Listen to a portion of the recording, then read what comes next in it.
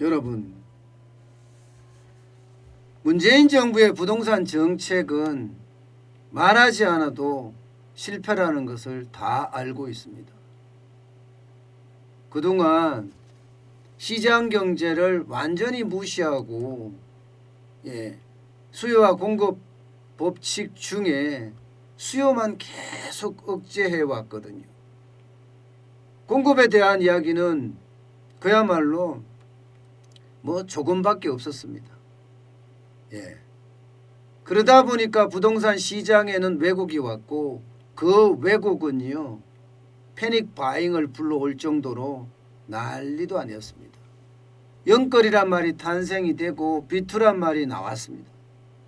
그 정도로 부동산은 난리도 아니었거든요.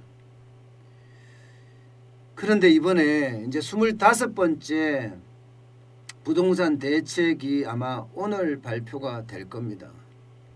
변창흠 국토교통부 장관이 취임하고 나서 처음으로 발표되는 정책입니다.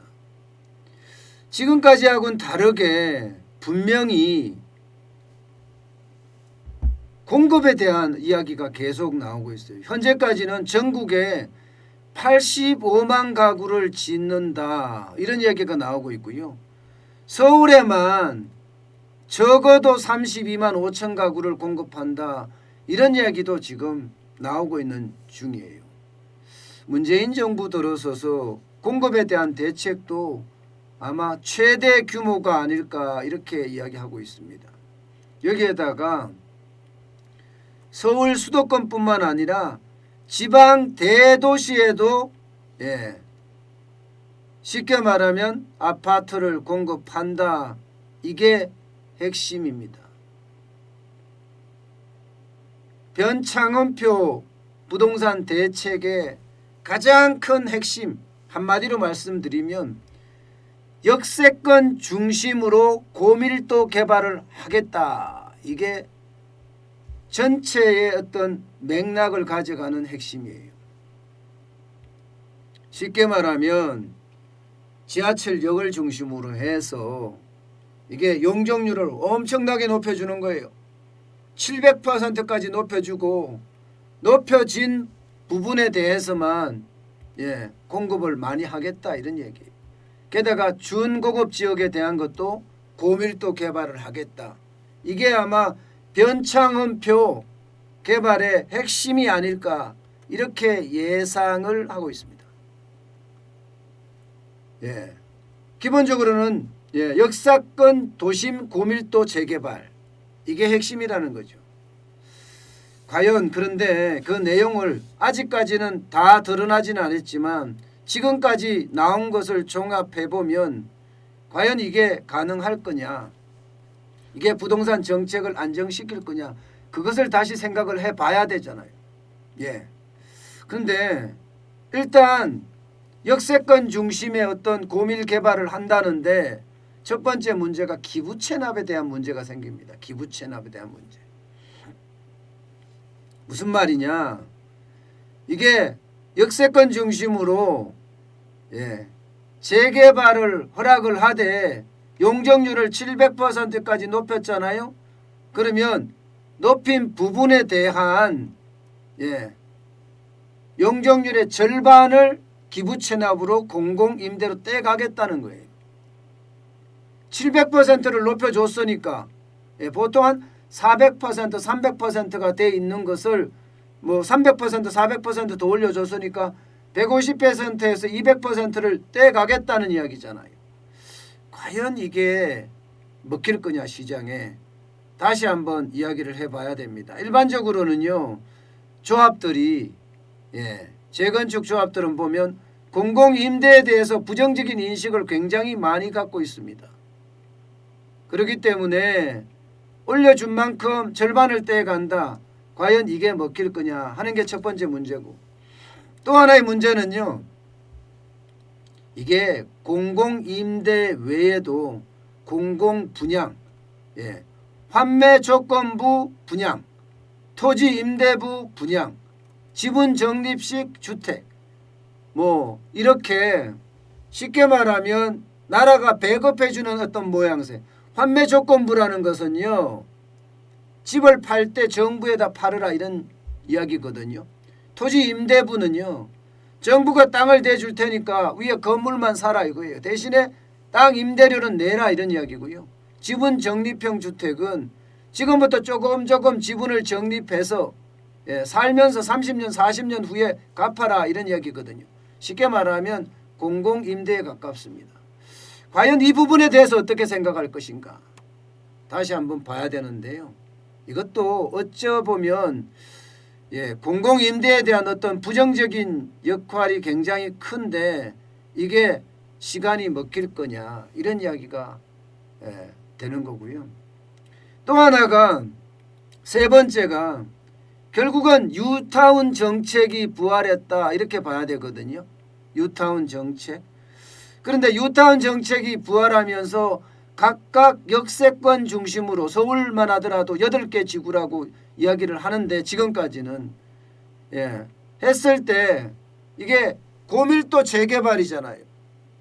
그러면서 이 고밀도 재개발을 하면서 1조 건이나 그다음에 주차장이나 이런 도심 규제를 굉장히 완화했단 말입니다. 과연 이 부분에 대해서 1조 건이나 주차장에 대한 부분에 대해서 과연 이게 승복을 할 수 있을지 이것도 또 두고 봐야 될 문제입니다. 기본적으로는 지금 현재까지 나온 걸 봐서는 부정적인 요소가 굉장히 강해요. 역세권 중심으로 개발을 한다는 데는 많은 사람들이 동의를 해요. 역세권 중심으로 개발이 된다는 것은 일단 역세권이니까 근거리니까 가깝고요. 또 재산의 가치도 올라갈 가능성이 있으니까 투자할 여력도 있고요. 게다가 제가 늘 이야기했던 거 있잖아. 역세권의 대단지의 로얄 동의 로얄층 이게 가장 좋은 부동산이라고. 지금 그런 측면에서 봐서는 괜찮다 이렇게 보입니다. 그것도 32만 가구 이상을 서울에서 공급하겠다니까 이거야말로 깜짝 놀랄 만한 소식이죠. 그러나 그 속을 들여봤다 보면은 이게 속빈강정이 안 될까 하는 그런 우려감도 아직까지는 많다는 거예요. 이제 발표가 나봐야지 알겠지만 기본적으로는 아까 말씀드렸던 세 가지 문제, 용적률에 대한 문제, 높여주는 만큼 절반을 기부 체납으로 갖고 가겠다는 문제, 그리고 역세권 중심으로 해서 공공임대나 어떤 공공재건축, 공공분양에 대한 어떤 문제, 그리고 고밀도 개발을 함으로 해서 1조 건이나 주차장, 삶의 질에 대한 문제 이런 것까지도 아직 포함이 되어 있으니까 좀 더 두고 봐야 되겠지만 어쨌든 이게 뭔가 공급 중심의 어떤 대책이 나온다는 부분에 대해서는 어느 정도까지 이야기가 되고 있는 것도 사실입니다. 서울에 32만 가구가 공급된다고 하면 부동산 시장 자체가 어떻게 되겠어요? 어떻게 되겠습니까? 아마 좀 변해갈 수 있는 그런 요소가 있습니다. 그런데 아직까지 이제 발표가 안 나와서 정확하게 모르지만 지금까지 나온 거를 보면 재건축 재개발 이게 도시계획 관련된 권한이잖아요. 이거 지자체 장한테 있거든요. 지방자치단체 장한테 있습니다. 이 내용을 중앙정부로 옮기는 안도 거론이 되고 있다. 이런 이야기가 나옵니다. 갑자기 이게 무슨 말이냐. 기본적으로 부동산 공급 대책을 발표를 하면 지자체가 반발하고 주민이 반발하니까 여기에 대한 것을 국토교통부가 갖고 가겠다는 거예요. 공공재개발이나 공공재건축 추진에 대한 그 말입니다. 근데 이게 국토교통부가 가져간다. 이게 뭔가 냄새가 딱 난다는 생각이 들지 않으세요? 만약에 지금 4월 7일 날 보궐선거가 있잖아요. 서울시장 선거와 부산시장 선거가 있습니다. 당장 서울시장 선거만 하더라도 여당이 만약에 진다. 그리고 야당이 이긴다. 이렇게 됐을 때는요. 부동산 정책이 완전히 바뀌어질 거예요. 부동산 정책이. 이 부동산 정책이 바뀌어지면 그에 따르는 쉽게 말하면 표 이탈이 엄청날 겁니다. 표 이탈이. 안 그래도 부동산 정책이 실패라고 이미 많은 사람들이 결론을 낸 상태이기 때문에 여기에 야당의 어떤 주자가 서울시장으로 당선이 된다면 서울시의 부동산 정책은 완전히 공급 중심의 정책으로 확 바뀌어 나갈 가능성이 굉장히 큽니다. 강남 재건축에 대한 것, 또 강남 재개발에 대한 것, 이런 것들이 이제 풀릴 거 아니에요. 그래서 이런 내용이 들어간 것 아니냐, 이런 의심을 사기에도 또 충분합니다. 게다가 공공재건축 재개발에 대한 요건도 완화하겠다는데 일반적으로 정비사업을 할 때는 주민의 4분의 3이 동의를 얻어야 되거든요. 이거를 3분의 2로 줄이겠다, 이런 이야기도 나오고 있습니다. 이 부분에 대해서는 또 사유재산권 침해에 대한 논란도 따를 수밖에 없습니다. 왜냐하면 4분의 3일 때는 거의 많은 사람들이 정비사업에 동의를 했다는 건데 3분의 2면 3분의 1이 동의를 안 했다는 거잖아요. 그러면 3분의 1이 동의를 안 해도 강제적으로 정비사업을 밀어붙일 수 있다, 이런 얘기잖아요. 어쨌든 여러 가지 문제점은 있습니다. 지금까지는 여러 가지 문제점이 있을 걸로 그렇게 보이는데 과연 이 문제들이 어떻게 해결이 될지, 또 오늘 어떻게 발표가 될지, 진짜로 필요한 공공재건축이니 또 진짜로 필요한 공공재개발이 우리에게 타당한 건지 다시 한번 지켜볼 그런 개연성이 있는 것 같습니다. 가장 중요한 것은요, 제가 보기에는 소비자가 원하는 곳에 공급을 해줘야 되거든요. 그런데 이게 만약에 소비자가 원하는 곳에 공급이 될 거냐, 그리고 그런 어떤 조건이 될 거냐, 이것은 두고 봐야 될 요소이긴 합니다.